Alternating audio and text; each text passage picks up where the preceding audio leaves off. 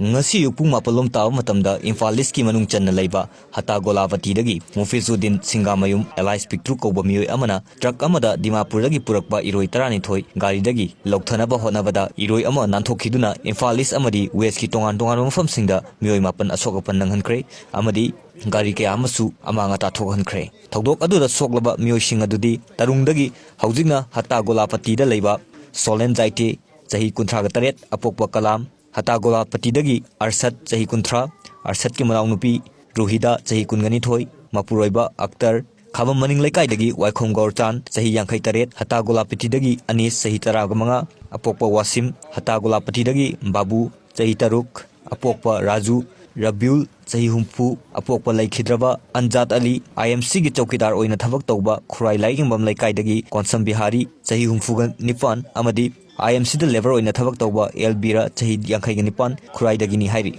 soklo miosing adu Jenims Rims amadi Ras Medicity da haujik laikana dun leiri soklo miosing adu gi manungda Konsam Bihari Rims ki Operation Theater da film du na leiri Thodok thokum dagi phangba pawgi matungina Activa amada mahak thabak amagidamak All Assembly Road tamna lakpada iroi aduna mahakki mabukta machina kotpadagi mabuk segai khibani thodok aduda amangata thokhraba gari sing adudi Sentro car ama Alto car ama Bolero ama Swift ama Activa manga CBG ama Kinetic amani iroi adu Imphal East ki Hatta Golapati gi mafam kayada asokapan amadi akai atoi thokalamlaba matungda Imphal Ture lanthokuna Imphal West ki city area oiriba Kanglapat All Assembly lambi tamna laktuna lambi da thengnaba gari amadi miyamda attack tawram khibani city police ki team na MSCV mamangda thattuna Indira Park ta hoijinduna thamki matam sangna iroi adu city police IMC Peoples for Animal gi volunteer singna fana bhonaki adubu mai pakhide tungda numi jungba matung punga makhra helakba adwaida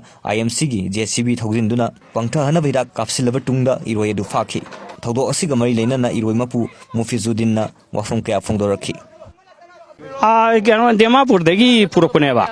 Dimapur dagi purukba ida gaide lautha bada masi normen kuma e ngasi yuki pung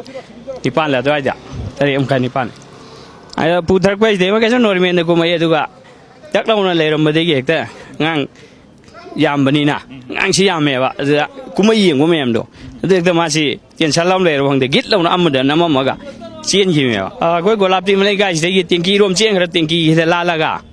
tingki gi gate chida lan thokhimne du se ta khime se koi PSG sing tingki am leise sigi som turen param de ka hime som de lan thoraga moi gate chidai thoka khime ba to ra som chelam bayani koi su tan arpa sok pasi